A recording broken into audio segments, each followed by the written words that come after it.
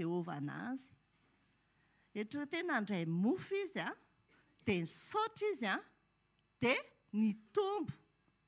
4 arivo izany ilay mofo kely anankifito dia nisy ambony 7 sobika. Misy an'ilay anankiray ilay version iray fa izay aloha ny vakiantsika androany. Nisaotra izy nisaotra azy teo am-pelantanana izy.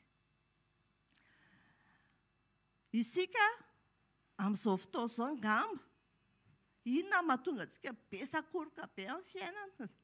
Tsy haiko aloha tena misakoroka indraindray satria angamba tsika tsy ampy fisaorana. Tenin'Andriamanitra io milaza mihitsy fa misaotra Jesosy dia nisy multiplication. Dia tsika nefa ny tena mivavaka fa ny tsika mety vavaka fangatahana foana ny ataontsika. Mangataka foana tsika, meo, lasa mimikely. Fa andao mba hianatra hisaotra. Raha tsaroanareo za moa tsy teo tamin'ny Zoma, tena hifonana amin'i Jesosy fa mbola tsy reko ny sabotsy nefa reko fa ny Zoma tsy mbola reko. Fa tamin'ny sabotsy heriny ny fijoroana vavolombelona dia resaka fisaorana avokoa. Andriamanitra izany reto amin'izao fotoana izao rehefa misaotra azy ianao dia mbola manao izy. Tsika ny tsy misaotra izay no mahatonga antsika misakoroka be. Fa andaontsika tena hoe amin'ny fiainana isan'andro dia andaontsika hanana fofeny fisaorana an'Andriamanitra foana. Andaontsika rehefa mivavaka dia henantsika le taio zahay. Andao henantsika le fangatahana. Tena mangataka angesika tena saka kely. Saka kelin' Jesosy fa tiany foana na izany ary. Fandrandray fotsiny izany izay ilay hoe misakoroka eo tsika dia misakoroka. Nefa matoy story io nosoratana tena afaka hiainantsika izany. Ataontsika hianatra hisaotra an'i Jesosy foana amin'ny androm-piainantsika. Jereo Jesosy satria izy mahay makasitraka ny rainy, ny tsara fiombonana amin'ny rainy, dia amin'ny situation impossible dia tout est possible. Tena tokony tsy hanana tsika ny fiainantsika. Andao fotsiny raisitsika ny tenin'Andriamanitra dia andao hiainantsika ny tenin'Andriamanitra. Amen. Mofo 7 na voky ilay 4 arivo. Mbola nisy ambiny. Nitsapako izany dia hoe ilay fo antran'i Jesosy, ilay fo feno fankasitrahany an'Andriamanitra rainy, ary izy mananantoka fa ny rainy dia tsy lalo-dalovana fa mahare. Fatany fa vao manandra tanana izy misaotra Jesosy misaotra ray dia tonga ny zavatra rehetra. Andaontsika mba hisaotra indray dia andaontsika hino fa Andriamanitra dia mpihaino vavaka ary mamaly vavaka antsika. Dia tsaroa fa ny Andriamanitra raintsika tsy hanala baraka antsika izany mihitsy. Tsy nanala baraka an'i Jesosy izy mba azonareo an-tsaina fa hoe mba lasa Jesosy misaotra ray ny rasana tsy tombo ilay zavatra. Dia hozy izy ilay olona neno anazy 3 andro hoe tsy koa izany koa izy atao tsy nenony rainy. Fa tsy manala baraka izy, tsy manala baraka antsika Andriamanitra ray. Izy atoko aloha nareo mba nahatsiaro ny ray omaly hoe bon fête papa, ilay any ambony. Fa tsy ilay dada. Tena tokony natsaro tsika omaly Iny tena rehefa eo aminy eo tsika dia tena voakarakarany tsara. Amen. Tiako lazaina hoe marina fa mahafaly ilay fandalovana sedra isan-karazany. Mampitombo tokoa iny satria lasa mampitombo fifandraisantsika amin'Andriamanitra. Fa mila mandiny tena ihany tsika hoe fa manina mataona ny eo foana. Tsara fifandraisantsika ozy izy fa adintsika ny makasitraka anazy amin'izay situation misy rehetra. Dia lasa ilay mangataka ny be da be. Fa andaontsika ao anatin'ireny sedra ireny, mitombo tsika fa mitombo sady misaotra anazy foana amin'izay miseho. Amen. Tsara foana ny fitondran'Andriamanitra. Tsisy ratsy izany ny fitondran'Andriamanitra. Tiako lazaina zao ohatra ny hoe raha mandalo sedra ianao ohatra ny hoe voaroaka amin'ny asanao ianao dia aza kivy ianao. Fa mbola misy tsara lavitra homanin'ny tompo anao. Mila misaotra an'Andriamanitra ianao. misaotra an'Andriamanitra ianao mbola misy ray aman-dreny raha mbola velona ny ray aman-dreny. Misaotra an'Andriamanitra ianao fa mbola misy vady. Misaotra an'Andriamanitra ianao fa mbola misy zanaka. Misy antony tokony hisaorantsika an'Andriamanitra foana. Dia aleo asandratsika foana amin'ny fisaorana. Fa tsy hitalao foana amin'Andriamanitra. Be da be ny hitalahoana amin'Andriamanitra. Tena be da be. Samy mandao fandoa indray mba hisaotra an'Andriamanitra. Amen. Voalohany izany fotsika mila ovaina mihitsy. Mila manana an'ilay fohantra ny namantsika. Tsy voatery ilay hoe vola foana mangataka izy dia mena vola, tsy voatery izay. Mila manana fohantra. Tsika misy namanao mitaraina aminao dia tsy hanapepo anazy ny antom-pisianao. Fa na ianao hivavaka ho azy na ianao manampy anazy arak'izay tokony hanampianao anazy. Fa raha mbola be fitsarana namana ianao dia tsy mbola tanteraka ao anatin'ilay fohantra ianao. Mbola tsy tanteraka ao anatin'ilay fonena ianao. Mbola tsy tanteraka ao anatin'ilay fitiavana ianao. Mbola tsy tanteraka ao anatin'ilay fanaovan-tsoa ianao. Mbola tsy mandeha araka io fanahintsika izany. Mbola tsy mandeha ao amin'ilay miaina vokatry ny fanahy masintsika. Io vokatry ny fanahy masintsika io haintsika tsenjery Galatiana 5:22-23. Dradratra haintsika isan'andro. Fa tena iainantsika ve izy io. Fa mila tena hoe miaina. Ohatrany hoe ny fahazahoako azy ny fitiavana, ny fahatanterahana rehetra, rehefa manam-pitiavana ianao be da be ny zavatra tsy vitanao intsony. Fa rehefa tsy manana fitiavana ianao dia vitanao daholo izay tsy tokony atao rehetra. Averiko foana ity hoe tsika natao hanangana fa tsy mandrava fiainam-panahy namantsika. Dinio tsara ny zavatra voaka ny vavanao, dinio tsara ny zavatra teneninao, fa andaontsika tena hoe hanangana foana. Amen. Faharoa, voalohany ilay fonena. Faharoa, mankasitraka an'Andriamanitra amin'izay rehetrarehetra ataony.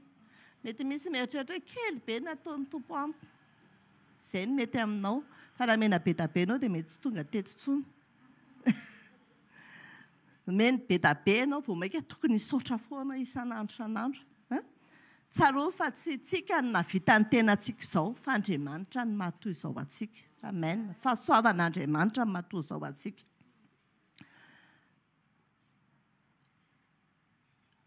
Raha vao tsika mieritreritra tsika mahavita ny tenantsika dia tsy afaka hisaotra an'Andriamanitra mihitsy tsika. Nefany teny mihitsy ny tenin'Andriamanitra hoe misaora amin'ny zavatra rehetra fa izany sitrapon'Andriamanitra ao amin'ny Kristy Jesosy ho anareo. Jesosy ho anareo. Mila misaotra tsika an'Andriamanitra. Mila mankasitraka an'Andriamanitra tsika. Ninona ataony ao dia mankasitraka an'Andriamanitra. Fa ny zavatra rehetra nataon'Andriamanitra dia tsara avokoa. Amen. Tsika mieritreritra hoe tsy tiako rangahy izany ataony izany. Fa matoa io miseho eo. Tsara lavitra ny valiny io rehefa avy eo. Amen. Fahatelo, hitanareo ilay hoe nananga-tanana Jesosy dia ilay hoe misaotra Jesosy, misaotra ray eo. Nanana fahatokinan'Andriamanitra ray izy. Fa raha tsy nanana izy tsy nanao an'iny izay ilay nataoko hoe hoaidina be teo izy raha hoe misaotra dia tsisy ninona koa dia hozy izy ilay vahoaka hoe inona koa nanaovany an'ilay izao teo. Fa nino izy, natoky izy, fa Andriamanitra ray dia hamaly anazy. Andriamanitra ray dia maheno anazy. Andriamanitra ray tsy lalo-dalovana. Fa vao miteny dia efa teny Jesosy dia efa okey izay. Amen. Tsaroa fa Andriamanitra ray dia marina sady mahatoky. Tsy afaka nometsina an'Andriamanitra mihitsy isika fa ny zavatra rehetra matoa miseho dia tsara antsika izany. Fa efatra manana fiombonana amin'Andriamanitra Jesosy. Nanana fiombonana izy. Tsaroanareo fa avy mitory teny ary izy dia lasa izy aloha mitokana. Izay ny fiainan'i Jesosy. Tsika koa tokony ohatr'izay. Tokony manana fiombonana. Tokony manana intimité amin'Andriamanitra. Tsy voatery hoe hiaraka foana ny mpivady na hiaraka foana ny zanaka sy ny fianakaviana. Fa ianao manokana manana ny intimité anao amin'Andriamanitra ianao. Amin'izao fotoana izao vanim-potoana efa farantsika izao asiako mafy ny tenako. Tokony tsy lany fotoana amin'ny zavatra tsisy dikany intsontsika. Hozy izy pasteur miamin'izay izay na asiako mafy ny teny satria misy fotoana tena variana amin'ny zavatra tsisy dikany dia hozy tena mbola zao foana ve. Ohatrany hoe tia tenena hoe asa dia lany andro amin'izany intsony. sady amin'izay rehefa misy zavatra mahalan'andro ianao lasa nofinao iny amin'ny alina fa aleo tena manofy an' Jesosy ny tsara indrindra. Amen. Efa vanim-potoana farantsika mila miomantsika ny fiverenan'i Jesosy. Amin'izao fotoana izao be da be maty a. Samy manana izay hahatongavan'i Jesosy io izany. Tiako tenena tsy hoe ilay fahatongavan'i Jesosy fa tiako tenena hoe mety ho tapitra ho atapoka ny andronao androany.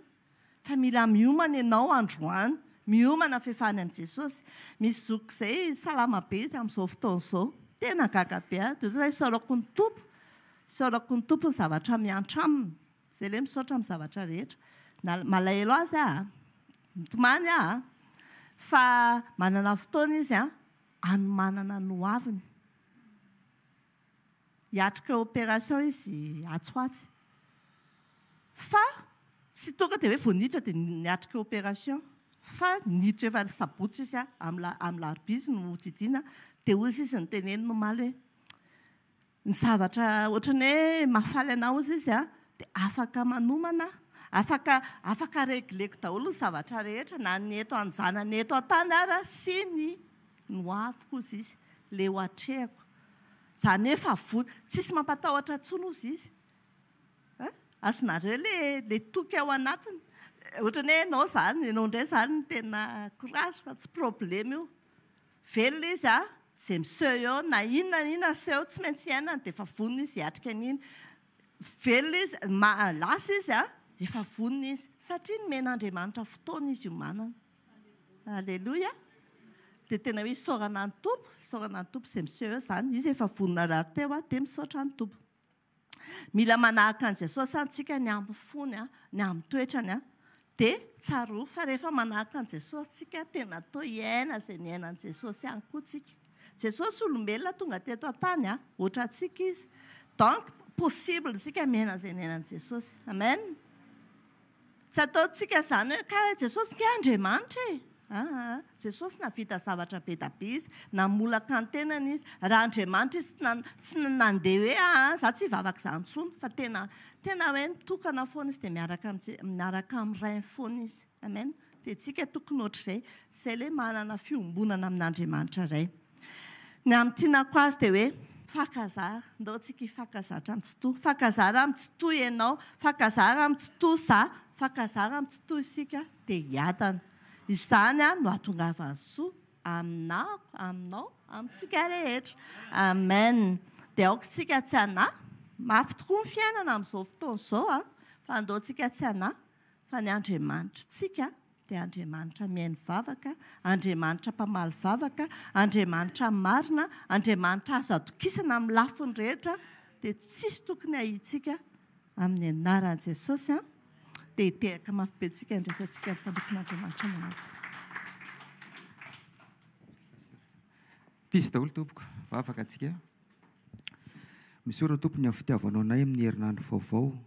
Izay sitrahanay mbola fanemantanteraka ny antom-pisinay. Misaotra amin'ny famindram-ponao tompo fa ny fitsangananay dia avy aminao fa tsy vokatra ny loatra ny fihetsiketsehanay. Misaotra koa ny fanasanao anay tonga eto amin'ny fanotrononao. Misaotra fa nay masina fa vonona no tarika anay ary manaiky izay tarihanao. Ary misaotra amin'ny fahatsaranao Jesosy ataonao amin'ny fiainanay. Makasitraka tompo mampianaranay fa nay masina araka ny sitraponao amin'ny anaran'i Jesosy tompo. Amen.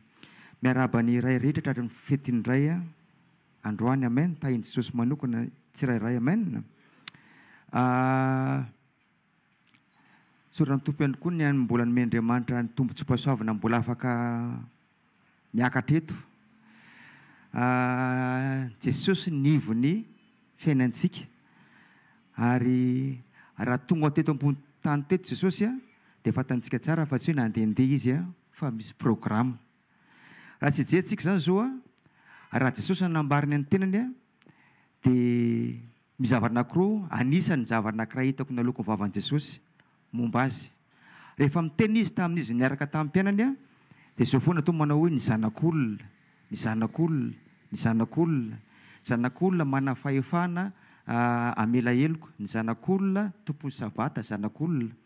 Fa rehefa nitsangana tamin'ny maty Jesosy rehefa niteniny tenany izy tsy nitentsony io zanak'olona fa Kristy ozy izy zany mizavatra fa mipetrapetraka fandraindray raisy ny olona foana zay ao anatin'ny ohatran'ny ala lezera fotsiny. Ny zavatra ataon'Andriamanitra amintsika io mizavatra goavana be sy tsara be foana. Amen. Fa mila tsika raha hoe fatokovantsika eto zao tsy tonga eto fotsiny zasy anao fa tonga eto tsika misy programandriamanitra anao. Amen. Fa miankina fandraisantsika azy. Ao amin'ny Jaona 2:20 andraisako ny anjara androany tariko androany. Jaona 2:20 andiny faraika amby 20 ka hatramin'ny andiny 17 amby 20 aminaran'i Jesosy manao hoe ary indray Jesosy taminy fiadanana ho anareo tahaka ny nandrandray ahy no anirako anareo kosa. Ary efa nilazan'izany izy dia nanisy fofinaina ka hoy izy taminy raiso ny fanahy masina na elokiza no avelanareo dia voavely zany ary naniza kosa no tsy avelanareo dia tsy voavely zany. Amen. Raha mijerentsika ny fanahy masina tsy tao amin'ny Pentekosta vao nilatsaka tamin'ny mpianatra voalohany fa tamin'izy nitsangana tamin'ny maty rehefa niseho tamin'ny mpianana izy. Amen. Teo Jesosy ny tena manao hoe raiso ny fanahy masina. Amen. Fa misy zavatra tsy avy amin'Andriamanitra loatra mahatonga amin'ny fiainana maisina tsy nietsika tsy niasa tao anatin'ny olona fa misy antony. Fa zarana tamintsika moa zany tamin'ny anona teo hoe tsy mbola nitokana tao amin'ny efitra ambony ny mpianatra tamin'izany fotoana zany nahatonga fanahy masina tsy nietsika. Ino efa eo ihany iny fa mizavatra anankiray somarina mangitom-panao momba nyty ten'Andriamanitra ty. Tsika zao moa mbola voaingana ny ainany nakalazany ny Pentekosta. Raha ty ten'Andriamanitra ty Jesosy vao niseho tamin'ny mpianany koa izy tahorany nanafatesany dia tsy mitovy tamin'izy mbola niaraka tamin'ny mpianana. Dia iny nambaran'i Jesosy pisy fiadanana ozy izy. Raha tany amin'ny izy niaraka ny safidin'ny apôstôly tsy nanao an'izany Jesosy. Rehefa tahorina nitsanganany tamin'ny maty izy vao niteny efa niseho tamin'ny mpianana izy dia fiadanana ozy izy. Fiadanana ho anareo.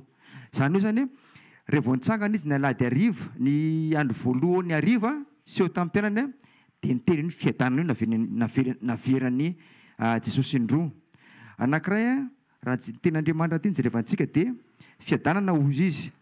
Ny tonono ny voalohany nomeno amin'ny mpianatra dia manarakaraka an'izay mba hinondrareo dia naseho ny olona teo amin'ny tanàna teo dian'le namantsena azy sy teo milany vono izy amin'ny baiboly.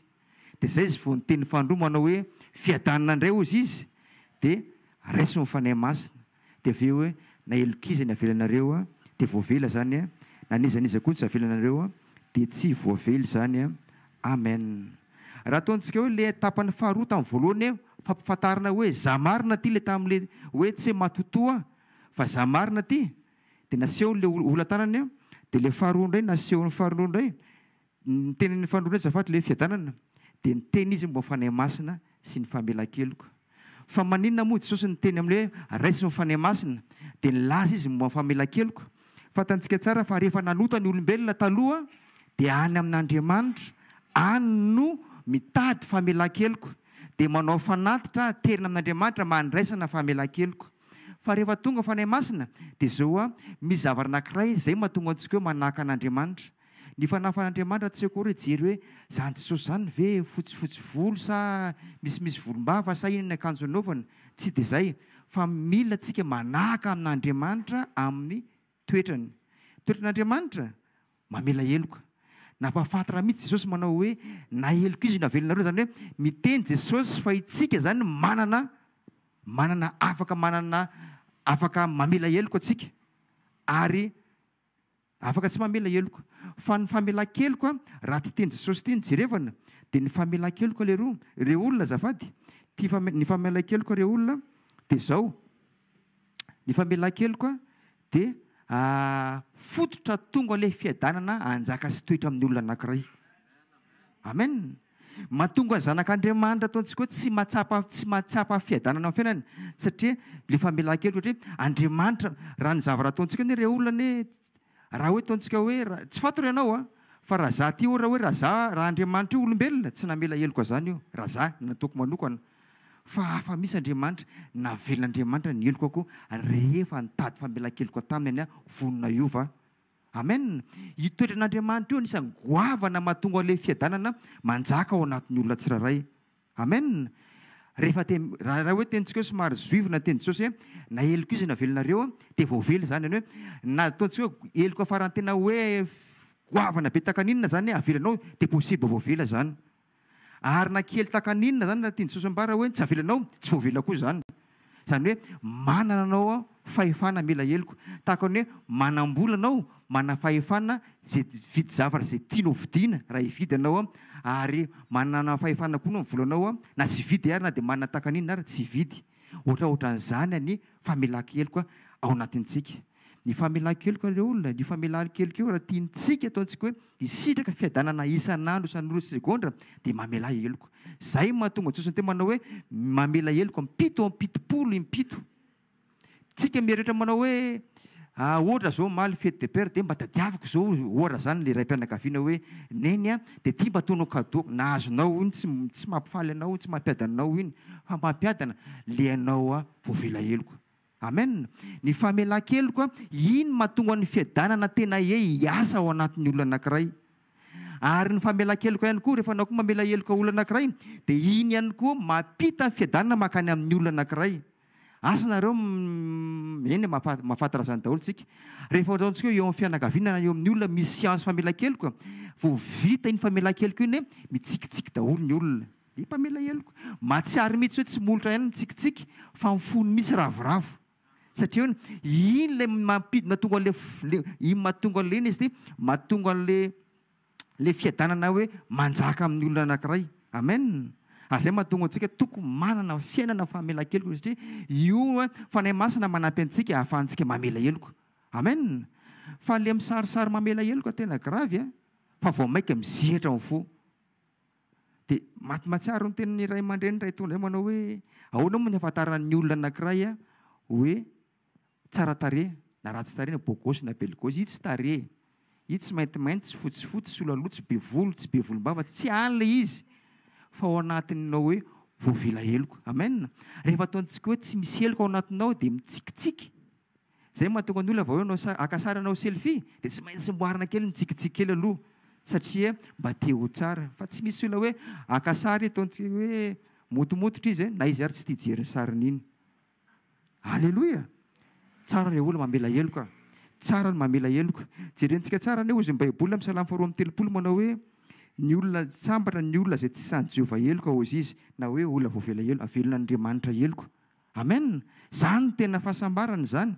Ary rehefa niteny Jesosy eo amin'ny Matteo 7:2 tamin'ny lehilahy anankiray ny marary ny paralysisa dia nataony Jesosy hoe vao tonga teo ny batahan'ireo dia hoe nahita ny finoandreo olona ireo Jesosy dia nataony Jesosy manao hoe ozy teny Jesosy manao hoe matokianaka voavela ny heloko ao. Tsika zao mamaky ny tantara io mety miteny eo zany fa raha ianao teo amin'ny toerana io tsy tonga dia hoe sitrana ve tonga nambaran'i Jesosy fa ny famelan-keloka ireo olona ambony lavitra ny fanasitranana. Itsika aza miazakazaka hoe anao délivrance miazakazaka hoe iny izy ty anasitrana olona fa miazakaza amela heloko. Amen. Zany mahatonga ny Jesosy tena manao hoe sambatra mpampiavana. Fa iny izy ny zanak'Andriamanitra io fahampihavana ireo olona tsy maintsy misy famelana eo tsy misy ataontsika hoe fahampihavana zany ataontsika hoe zay fa tsy maintsy misy famelana eo. Zay ny mahasambatra satria ianao le manana fanahy masina mitondra makany amin'ny famelan-keloka zasy ianao. Amen. Nisy amaranako ny anjarako nisy fotoana teo amin'ny tantara teo amin'ny zasy ny raiko tadidiko tsara zay. Rehefa ataontsika hoe nisy fotoana tany amin'ilay toerana isana taloha nisy artiste évangélika mainty hoditra zay tonga tany amin'ny tany zany. Dia asany dadanay sy ny mamanay sy ny zanany ny famaly angamba ny zareo io.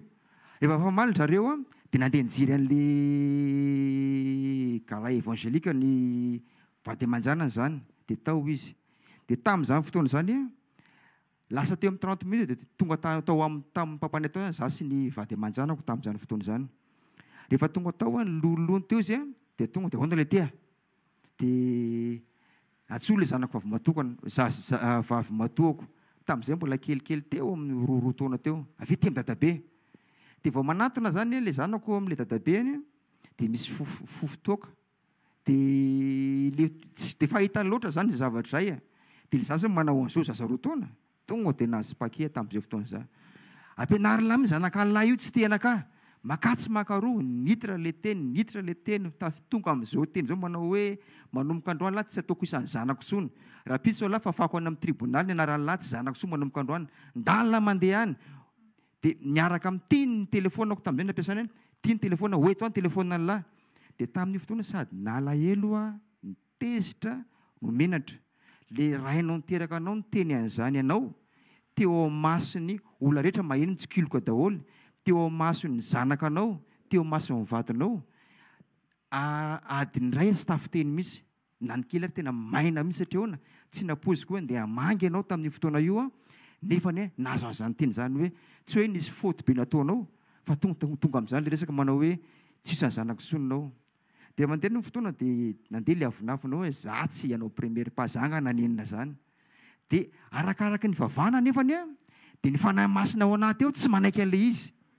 tsy mahazo aina anao dia eniko nay nefa ny mamanay ozy ny dadanareo manao hoe zany tsy mandeha makany misy zany ozy mamanay manao hoe tsisy ray aman-dreny amin'le fona amin'ny zanaka zany ozy izy dia leo samin'eo zany dia rehefa tonga nefa fotoany ivavahana tsy manaiky ny ao anatinao dia farany tena somary hitako hoe tsapako hoe mijaly ahy zany dia vonona namela heloko azy dia tokony anniversaireny da nefa SMS taminy manao hoe ho an'ny dada malala faly miarabanao amin'ny anniversaireny fifankatiavana ny antsika mianakavy amen dia vita izay SMS zay tsisy ray minitra niantso izy ahoana le tia tonga fa aty lasana zao aty manao fitaty ozy izy ohatrany tsisy nininona io dia efa tonga tany zay dia ohatrany tsisy nininona ohatrany hoe tsisy nininona nefa nisy telo volana io resaka io nio zavarandalo ohatrany tsisy nininona mihitsy dia lasa voasiry vy be le zanako vadiko ny tenako zany tena hoe safisafaka ma tsy nahazo anazy tamin'izay fotoana izay dia aveo nakany amin'ny WC izy dia niteny le mamanay no aho izy Franky fa inona kay ny SMS nalefanao tamin'ny dadanao ozy izy fa nitomany izy rehefa aveo ozy izy dia azoko le izy satria hoana vonona za namela heloko azy amen zany safidy le izy ary tsy vitsy zavatra zay raha tsy manana fiombona amin'Andriamanitra tsika manaiky tsika tariny fanahy masina zao re olona te hiasa ao anatintsika fanahy masina te hanapaka anatintsika fanahy masina tiantsika hiainana fiadanana isan'andro san'ora sy gondra fa zao vonoana amela heloko foana hatramin'ny zavatra goaviny indrindra hatramin'ny zavatra heverinao bitika indrindra mamela heloka fa zay ny tena hoe hitovizantsika amin'Andriamanitra mamela heloka amen aza miandro hoe Jesosy mamela taoko henoko misy fa manana fahefana antsika mamela heloko amen mamela heloko ane re olona mora lavitra misotro rano sy mifoka rivotra mamela heloko rehefa tapakevitra atsika rehefa tsy tapakevitra atsika oran'ny goavana be le izy mahita mitindro anty fahitanao Andriamanitra hiasa mahery anatintsika mifanahy masina ary mino fa raha misy olona mpamela heloko ao anatintsika reto aminaran'i Jesosy tompo vavaka atsika misaotra Jesosy ny amin'ny fitiavanao nay misaotra ny fanotronao izay tompo dia ampianarinao hoe tsy azakazaka anao mirakla tsy azakazaka hoe ho tonga zao fa hiazakazaka amela heloka tahaka nataonao tamin'ilay olona marary ny paralysisa mataonao tompony teny mizavatra tao ambadika tao amin'ilay olona marary ny paralysisa sy ny anitondra azy teo tompo fa tsy nijeran'izay ianao ozy ny tenao manao hoe anako ozy ny tenao fa vela ny heloka ozy ny tenao androany tompo zany teny fampasivana zany tompo dia pio zanako tsiraray mba tena azoto amela heloka amin'ny fotoanany ary ihany koa tsy mangataka telo volana ohatrany anazy zany tompo fa eoneo makasitraka tompo ny fampianaranay misaotra fanahy masina fiasanao anatinay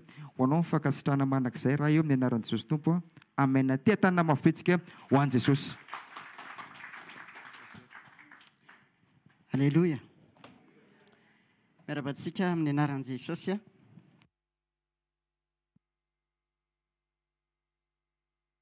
ionantsika amin'i Jesosy indray tao vavakatsika misaotra makasitraka ray amin'ny anaran'i Jesosy misaotra ny amin'ity fotoana mbola ahafahana indray mbola miona aminao mifandray aminao amin'ny teny androany satria ny teny ihany ny solution amin'ny zavatra rehetra ary vonona ianao androany ny fonay kosa no maninay Jesosy dia tena hoe ho disponible handray izay rehetra omenao dia manambara ny sitraponao aminay ho voninahitra ao ray aminaran'i Jesosy amen.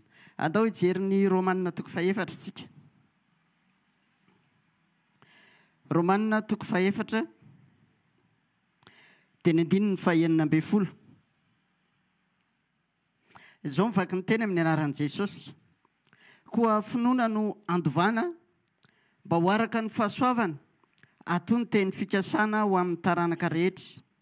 Tsy ho an'izay amin'ny lalàna ihany fa ho amin'izay an'ny finoany Abrahama koa dia ilay razantsika rehetra. Araka ny voasoratra hoe nataoko rain'ny firenena maro ianao. Teo anatrehan'izay ninony dia Andriamanitra izay namelona ny maty sy miantso ny tsy misy ho toy ny misy. Ary na dia efa tsy nisy fanantenana azy dia nanantena ihany izy kanina mba ho rain'ny firenena maro araka ny voalaza hoe ho tahaka izany ny taranaka ao.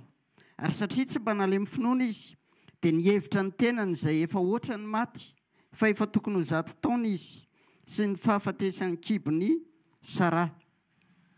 Ary tsy nianahanany amin'ny teny fikasan'Andriamanitra tamin'ny tsy finoana izy fa nampaherezin'ny finoana ka nanome voninahitra an'Andriamanitra. Izay tapany faran'izay no raisintsika androany dia hoy ny ambaran'ny teny hoe nampaherezin'ny finoana ka nanome voninahitra an'Andriamanitra. Io sekrean'i Abrahama io. Voangana kely mpanompon'Andriamanitra nizara teto an'ilay hoe finoan'Andriamanitra sy ilay hoe finoana an'Andriamanitra. Fa itiro lalindalina dia sainy hoe inona tokoa ary reto niazona ny Abrahama tsy namotsitra hatramin'ny farany tamin'ny fiarahany tamin'Andriamanitra. Fa io teny io hoe nampaherezin'ny finoana izy. Amen. Ary izay no tiako tonga ao anatinao androany mba ho ampaherezin'ny finoana ianao dia ho atsangan'ny finoana ao androany. Amen. Ninona izany zavatra heverinao fa sarotra raha vao io finoana io no tafapetraka dia io mampahery anao manangana anao. Tadidia tsara fa izao zavatra nitranga. Tamin'ny andron'ny Abrahama tsotra antsika senao izao. Aleloia. Sasenao izao natsoan'Andriamanitra ohatra hoe nandray antso ianao dia nanompo nanaraka an' Jesosy. Dia hitanao hoe misy mpanompon'Andriamanitra misotenira, mampahery anao, mandray tenin'Andriamanitra ianao, mandray fampaherezana ianao. Dia nareraka ary ianao raraka amin'ny finoanao indraindray dia misy mampahery. Fa sainao nefa i Abrahama tsisy nizaniza. Aleloia. Tsisy nizaniza nampahery azy. Fa ozy izy tenin'Andriamanitra hoe nampaherezin'ny finoana izy. Dia ino ny finoana io? Jerenao tsara, izao ny sary. Vao niantso ny Abrahama Andriamanitra dia izao ny zavatra nitranga. I Abrahama fantatritsika tsara, hainao tsara io tantara io. Tsy nahafantatra ny Jehovah Andriamanitra hatramin'izay. Satria ny dadan'i Abrahama hitera azy mpanompo sampy. Dia ao an-trano misy sampy. Izany hoe raha nahafantatra izy izany dia Andriamanikafa mifantany. Fa ny fotoana voalohany fanenany tamin'Andriamanitra dia tonga dia tafalatsaka tao amin'ny Abrahama ilay finoana. Dia jereo tsara ny dingana 3 nitondran'Andriamanitra ny finoan'i Abrahama. Tamin'ny dingana 3. Voalohany dingana voalohany ny antsoan'Andriamanitra azy dia ilay hoe mialahy eto amin'ny tany ny havanao sy eto amin'ny taninao dia ndao fa hoentiko any amin'ny tany izay hitahiko anao ianao. Dingana faharoa Andriamanitra miresaka amin'ny Abrahama manao hoe taranaka ao ohatra ny fasika ohatra ny kitana. Dingana fahatelo ny fotoana nitondran'Andriamanitra azy hoe atolory Isaka ataovy fanatitra. Dia dao hidirantsika somary amin'ny Tsipria ireo dingana 3 ireo. Vao niantso any Abrahama Andriamanitra dia ozy izy hoe mialahy eto dia ndao any amin'ny tany izay hitondrako anao. Sainy tsara fa nody avy any Abrahama avy niaona tamin'Andriamanitra dia ozy izy tamin'ny Sara. Ndao andehantsika. Dia ho aiza? Hoentin'Andriamanitra hontsika any amin'ny tany izay hitahiny antsika. Dia jereo tsara ny tsisy fanontaniana hoe ho aiza. Tsisy salasalana fa tonga dia niainga izy. Dia lasa koa izy nakany amin'ny dada sy ny ray aman-dreniny dia ozy izy hoe dia andeha izay fa hoentin'Andriamanitra any amin'ny tany izay hitahiny anay. Mba azonao tsaina amin'ny fanontaniana tsy maintsy mipetraka. Fa izy izany Andriamanitra niresaka taminao izany. Dia maninona ianao manana assurance tonga dia hiainga andeha izao. Ohatr'izay mihitsika amin'ny fotoana. Rehefa mandroso amin'ny fanomponan'Andriamanitra, ilay ozy izy ny olona hoe adala ianao. ny fatraisan'ny olo satria décision adaladala zany. Andriamanitra tsy fantatra akory izay hitondrananao, tsy fantatrao nitondranao, fa tonga dia manaiky izy hoe andeha. Dia hitanao anatin'ilay izy, ohatr'izay mihitsika midingana voalohany rehefa miaraka amin'Andriamanitra. Hozy izy ny ilay adaly ianao. Maninona mandeha misakra, mandeha mamonjy sekoly maraina be ohatr'izao? Maninona mahafoy fotoana mandeha mitory filazantsara dia mahafoy izay ananana rehetra ianao? Maninona ianao mandray décision ohatr'izany? Azonao ve ny assurance hoe raha tonga any ianao dia tsy hiverin-dalana? Fa hozy izy Abraham ty dia diany tsy miverina. Alleloia. Dia lasa izy nandeha. Dia rehefa nandeha izy dia inona zavatra hitany? Io no mila ianarantsika io. Sekoly finoana androany. Alleloia. Ary ty sekoly finoana ty tena misy taranja mafy be ao anatiny. Satria taranja mafy indrindra ny fankatoavana aloha. Ny anekenao izay tenenin'Andriamanitra tsisy fepetra. Lasa izy nandeha dia inona ny hitany? Nandiso fanantenana anie zavatra hitany masony. Raha ohatran'ny hoe tena olona be fanontaniana Abrahama dia hozy izy. Tena fampanantenana pokaty ty ataon'Andriamanitra ty. Ary izay mihitsy ilay izy satria naninona? Hozy izy. Na dia tsy misy nanantenana intsony aza dia nanantena ihany izy. Alleloia. Izay voasoratra tao amin'ny Hébreu teo. Izany eo amin'ilay dingana efa tsy mipetraka intsony finoan'ny olona rehetrarehetra, efa tsy nohon'ny olona intsony hoe tafavoaka, fa mbola mino izy. Ianao ve afaka ny ino manoloana ny zavatra hatrehanao androany? Afaka ny atoko ve ianao fa na dia efa tsisy antenaina intsony aza dia hozy izy ianao hoe mbola tafavoaka iraka? Hozy izy tenin'Andriamanitra. Zarain'ny mpanompon'Andriamanitra teto. Tonga avy any Jesosy tonga miaraka amin'ny Jairo le matiny zanany dia inona ny teneniny? Ny olona rehetra efa miteny, efa maty io. Tsisy hevitra intsony fandana amin'ny vaza manelikely mpampianatra. Tsy ato le rahalampanao rapy iny. Hozy izy hoe ny olona rehetra miteny fa efa maty, za kosa miteny fa mbola velona.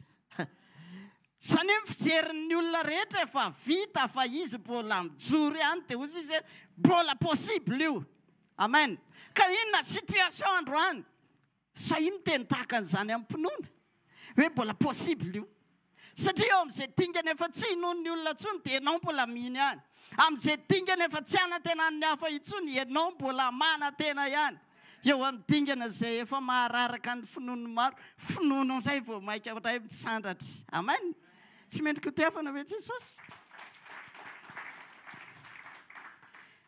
Afa-panadinany Abrahama tamin'ny dingana voalohany. Lasa izy nandeha dia tsy nirara izy hitany tany na désert azy.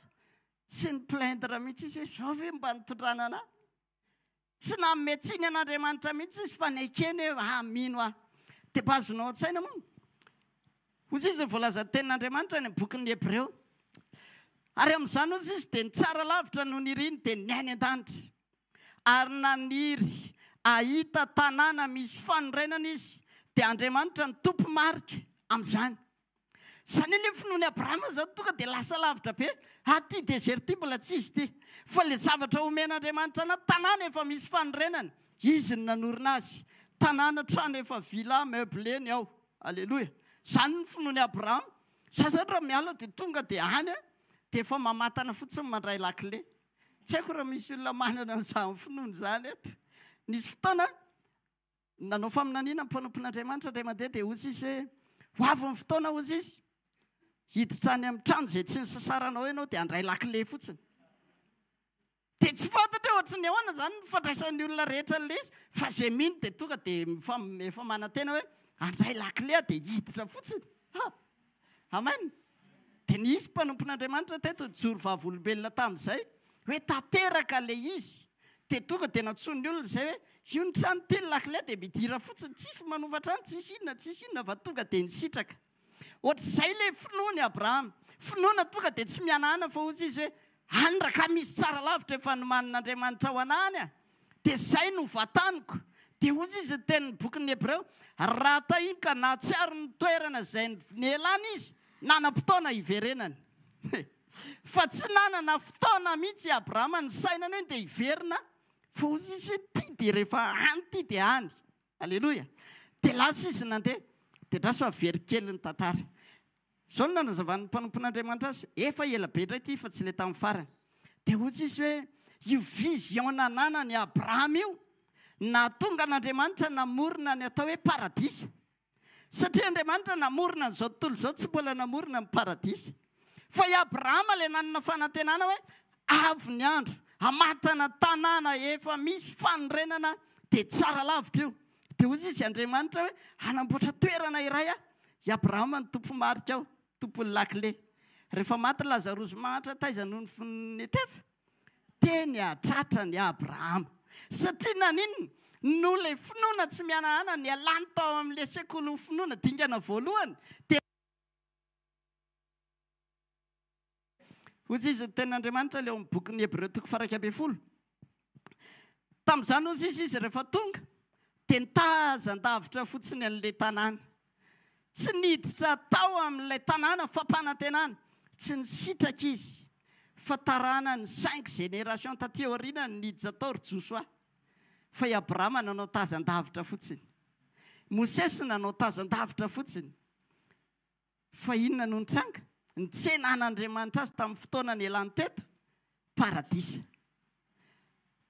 teo an-tanany Abrahama afaka izy tamin'ny dingana voalohany dingana faharoa dia hoy izaho hoe Andriamanitra nitondra ny Abrahama tsagatsangana tonga ny alina dia i Abrahama manao lasesta tsara ao anatin'ny lay dia hozy izy Andriamanitra hoe vato i Abrahama dia mivoaka Abrahama dia hozy izy hoe isao raika hitan'ireo raha voisanao fa ohatr'ireo ny taranakao dia nanisy Abrahama izany hoe 1 2 3 4 tsy voisa dia hozy izy Andriamanitra hoe raha voisanao reo dia ohatr'ireo ny taranakao nety ny teny amin'ny plazy indray Abrahama alleloia dia tsangatsangantsika iny itsahanao fasika isao hoe tsy voisa tompoko hitanao nydinga amin'ny finoana miaraka amin'Andriamanitra ao amin'ny sekolo ny finoana miaraka amin'Andriamanitra tiako be le izy tsy mianatra manao ianao hoe manisa 2 3 4 5 eny fa inona ny asainisainao fasika hitanao any amin'le tena hoe any amin'ny dingan'ny impossibilité anao mihitsy no entin'Andriamanitra izay ny atao hoe sekolo ny finoana izany hoe any amin'izay tsy takatry ny sainao izay hitanao fa impossible ka vao manomboka mianatra miaraka amin'Andriamanitra dia manisa fasika manisa kintana dia hitanao hoe tsy ao amin'ny kapasité anao tsony le izy alleloia satria maninona tsy possible izany dia Abrahama ny tsy niteny tsy possible izany tompo fa ahoana ny impossible ny anisana fasika ary le izy ny tsy fasika indray tanana fa ozy izy tahaka ny fasika eny amin'ny ranomasina alleloia izany hoe ny tian'Andriamanitra hitondrana dia izao eo amin'izay rehetra hitanao fa impossible dia afaka hiteny ianao hoe possible amen dia jerenao dingana faharoa dia raha izaho aloha izao no teo amin'ny toeran'ny Abrahama dia tsy maintsy izao mifanontaniana napetraka ahoana moa ny tenenanao Andriamanitra fa ohatra mifasika ny taranako nefa ato an-trano tsisy feon-jaza ray mitomany ny réalité zany manohatra tanteraka tsy possible zany ny réalité hitanao androany izao tonga dia tena manambara hoe tsy possible zany io hoe tsy tafavoaka ao zany ianao hoe fa kosa le finoan'Andriamanitra tafapetraka tao amin'ny Abrahama tonga dia nanangana azy dia hoe possible zany alleloia dingana faharoa afaka indray Abrahama tamin'iny examen dingana fahatelo inona nitondran'Andriamanitra azy tonga somatsara Isaka alleloia falifaly ery izany hoe tanteraka ihany le teny fikasana fa ho tahaka mifasika ny taranako hozy izy indray Andriamanitra antana hoeto zanako le tianao indrindra io atao fanatitra dia hitanao fa tsisy fanontaniana tsy nihera tamin'ny Sara mihitsy Abrahama hoe ahoana ny hevitra ry Sara fa hoentina ho ny Isaka dia atao fanatitra ny tendrombohitra fara izay nitranga tsisy Isaka natao fanatitra zany teo fa tonga dia lasa izy dia nandeha dia inona nitranga épreuve mafy be le izy fa afaka indray izy satria tonga dia nanaiky izy hoe okare atolotro indray zany ny zanako atao fanatitra dia teo Andriamanitra nahita ny finoany hoe tena nampaheraizy ny finoany Abrahama tamin'ireo dingana ny lalovany rehetra ireo Fanontaniana. Anontanina eo akaikinao. Dingana fahafiry ianao zao amin'ny finoana hoe. Mafimafy ny examen ao hoe. Vao manomboka avy eo hoe. Pepe kely aloha sorony dia tavy hoe maherezy. Ao vadika amin'ny ilany ray. Olona hafa ray. Anontanina izy dingana fahafiry zao misy ianao hoe. Efa fahatelo. Aleluia. Fa za mifa afa-panadinana daholo tsika. Mifindra kilasy daholo. Satria izay amin'izay ny secret. Le finoana nananan'i Abrahama tao anatiny dia hozy izy tenin'Andriamanitra nampaherezin'ny finoana izy. Andao jerentsika amin'izay le Hebreo. Hebreo 12. Ny 17 amin'ny anaran'i Jesosy. Ireo rehetra ireo dia maty tamin'ny finoana. Kanefa tsy mbola nahazo ny teny fikasana fa nahatazana azy eny lavitra eny izy. Ka ravoravo ny arahaba azy dia nanaiky fa vahiny sy mpivahiny tetỳ ambonin'ny tany izy. Fa izay milaza ny zavatra izany dia maneho marimarina fa mitady izay ho taniny izy. Ary raha tahiny nahatsiaro ny tany elany izy dia ho nahita andro iverenany. Fa amin'izany ny tsara lavitra no iriny dia ny any an-danitra. Ary noho izany Andriamanitra dia tsy menatra atao hoe Andriamanina satria efa nanamboatra tanàna ho an'ireo izy. Amen. Izay no amaranantsika azy.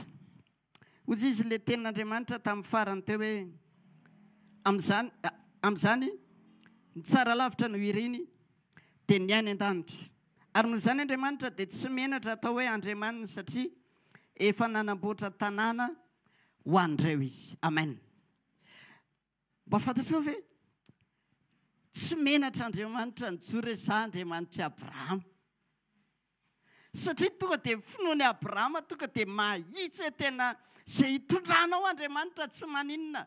Na hoaiza fotoana an'ity dia za hanaraka anao foana hatramin'ny farany. Misy olona sa hiteny an'izany fe eto androany. Hoe Jesosy tsy maninona izay hitondranao. Na tsy fantatra azy ny rapity sy ny avy. Na tsy fantatra ny efa ran'ity lalana izorako ity. Hanaraka anao foana. Amen. Tiaka mafitsika Jesosy. Dia hoy ny tenin'Andriamanitra. Amin'izany Andriamanitra dia tsy menatra atao hoe Andriamanitra ireo. Misy karazan'olona reto mamenatra an'Andriamanitra atao hoe Andriamanina kay. Raha izany teny izany dia miala mihitsy Andriamanitra hoe izy koa ny Andriamanitra. Fa hozy izy tamin'ny Abrahama za tsy menatra atao hoe Andriamanitra ao. Ary mandrak'androany tantaraina foana ny tantaran'i Abrahama. Aleloia. Satria référence amina finoana izany. Tain'Andriamanitra ianao. Sahy mijoro. Aza mamototra hatramin'ny farany. Na inona hita, na inona tsy hita. Na inona problème mivana, inona problème tsy miva. Na inona zavatra andrasanao ka tsy mety tonga mandrak'androany. Sahy mijoro. Dia mbola mana tena foana. Fa izy le tompon'ny finoana dia mpanefa azy. Amen. Vavaka tsika ary. Misaotra mankasitraka ray amin'ny anaran'i Jesosy. Misaotrany amin'ny famerenanao anay ao amin'izany sekoly izany indray Andriamanitra. Satria ty fiarahana aminao ty tena tsy maintsy mijoro mandrakariva izay. Mitady ny tena ho amin'ny fahatanterahana tokoa Andriamanitra. Mba hahatonga anay tena ho tafatoetra eo amin'izay rehetra programa tena tianao sy endrasanao. Indraindray tokoa ny Jesosy rehefa tonga ny fotoan-tsarotra raraka ihany le finoana. Rehefa tonga ny fizahan-toetra maro samihafa raraka ihany le finoana. Fa androany Andriamanitra ndreto izay manatiny amin'ny anaran'i Jesosy. Ao koa maro toeranao aminay izany finoana Andriamanitra izany. Dia tena ho tafatoetra ao aminay ka hahatonga anay hatramin'ny farany. Tsy hamotsitra izany eo amin'ny fiarahana aminao. Jesosy hampio ny tsirairay avy. Mety mbola tena misy akapa izao mbola any amin'ny dingana voalohany amin'ny finoana. Fa hampio mba ho tanteraka Andriamanitra. Ho tena pakato tahaka ny Abrahama. dia tena hoe afaka andingana reo épreuve maro samihafa zay mety lalovana ho afaka hijoro hatramin'ny farany dia tena hoe tsy hamotsitra hatramin'ny farany. Misaotra Jesosy ary mihoatra lavitra noho izany entiko izay tahaka izany ambarany teninao izany hoe amin'izany dia ny tsara lavitra no iriny dia ny ainy an-danitra satria ny fotoana ialana eto amin'ity tany ity dia hivatanana eny aminao satria ianao ny fanamboatra fitoerana ho anay. Mankasitraka dridrany amin'ny fitariana ny famangina misaotra ny amin'ny fanatrehan'Andriamanitra ho anao voninahitra ray amin'ny anaran'i Jesosy. Amen. Tai Jesosy ianao a ndao anao fanatitra ho an'Andriamanitra tsika re. Tai Jesosy tsika rehetra dia mahereza daholo tompoko mazoto isan'andro mifankazatra fandray amin'Andriamanitra ary mazotoko mifankazatra amin'ny tenin'Andriamanitra satria eo amin'izay ny tsy itovizantsika sy Abrahama intsony. Ianao efa manana teny androany dia io teny io manangana anao mampahery anao isan'andro. Amen. Dia rapitso ny fotoanantsika eto ihanytsika miaraka misaotra ny tompo amin'ny sekoly fanasitranana rapitso amin'ny fito maraina ny larobia koa eto ihanytsika amin'ny sekoly ny fitahim-panahy sy fanambiana toetra. Dia zomatsika miaraka misaotra ny tompo manome voninahitra azy iray etsy amin'ny tranopokon'olona ohatr'izay koa ny sabotsy terinandro ity zany tsisy miova ny programantsika. Dia aza donoina manana fotoana lehibe tsika amin'ny 6 juillet fotoana ny fankalazana ny anniversaire ny Asvikael mission io dia efa manomana sahady ao anatin'izany tsika mandamina amin'ny programa ianao andro lahady le izy fa mino fa afaka ianao dia miomantsika ao anatin'izany afahantsika koa mba miaraka manome voninahitra an'Andriamanitra dia ohatra matsiaro ny teniny ny etson'Andriamanitra ny mpanompony hoe amin'ny ora fahatelopolo ampiasanao dia nanomboka le izy tamin'izany tamin'ny 2003 dia zao tsika zao efa manakaigaikatra taona fahatelopolo ny ora vao nanomboka tamin'izany fa zao tsika efa nandingana zavatra be dia be dia misaotra ny tompo amin'izany rehetra izany. Manasanao hitsangana re ahofafay ny tananao dia hivavaka tsika indray zany hatsaranao ray amin'ny anaran'i Jesosy. Misaotra ny amin'ity fotoana ity misaotra fa misy foana ny sekoly ary menao ny toerana ahafahanay manovo eto amin'ity fatsakany ity. Misaotra satria matsiaro tokoa izay fa indraindray tokoa ny mandalo fahamainany indraindray tena maina tsisy ho raisiny fa tena rehefa tonga izay eo amin'ny loharano dia mandray izany dia lasa tena mahatsapa hoe fahafenoana. Matsiaro ny teninao izay nataonao tamin'ilay vehivavy teo amin'ny fatsakana hoe raha mbola misotro nyity rano tenao dia angetaeta fa izay misotro ny rano omeko azy tsy angetaeta mandrakizay satria isy ono ny rano velona hiboiboika ao anatiny. Misaotra Jesosy fa teto ilay ono ny rano velona ary miboiboika ao anatiny tsirairay avy izany dia tena tsy angetaeta intsony fa ahatsapa fahafenoana mandraka ariva Andriamanitra satria ianao no miaraka aminay, ianao no momba anay. Atolotra eo am-pelantananao ny tsirairay avy amakivaky an'ity herinandro ity tsy fantatra tokoa izay mety isitranga tsy fantatra izay mety ho fitondranao amin'ny rapitsy sy ny hoavy fa ny ao anatin'ny fonay dia izao mahatoky anao izay Jesosy miankina tanteraka aminao izay ary ny masonay mitodika mibanjina mijery anao mandraka ariva Andriamanitra satria fantatra fa izao tsy andaho anay mandraka izay ianao fa ianao eo foana amin'ny fotoana rehetra ary ianao momba sy mitantana anay. Ny fankasitrahana tolotra eo anao Jesosy dera sy laza ho anao mandraka izay. Misaotra ray tsara indrindra tario ny tsirairay avy any amin'ny ady any amin'ny fizantoetra any amin'izay rehetra mety sedra lalova ny tsirairay avy mba samy ho tafavoaka mpandresy daholo ny tsirairay dia ho afaka hiakatra hatrany amin'ny dingany finoana. Raha sendra misy ny fotoana mety mahakivy mety mahaketraka atsangany ray Jesosy dia araka ny teninao hoe nampaherezin'ny finoany Abrahama ampaherezin'ny finoana ny tsirairay avy indray hijoro vaovao voninahitra ny naranao. Mankasitraka ny amin'ny fitiavanao ray voninahitra tolotro anao mandrakizay misaotra ray amin'ny naran'i Jesosy. Mandehana fa hitanao ny Jehovah ka hiaro anao ampahamirapiratra ny tavany aminao izy ka mindrafo aminao anandratra ny tavany aminao izy dia ampandehanao amin'ny fiadanana ho voninahitra izy ray zanaka fanamasina rery any mandrakizay. Amen. Tehaka mafy tsika ho an'i Jesosy. zarao fahasoavana re fahasoavana andriamanitra matisa ao antsika rehetra.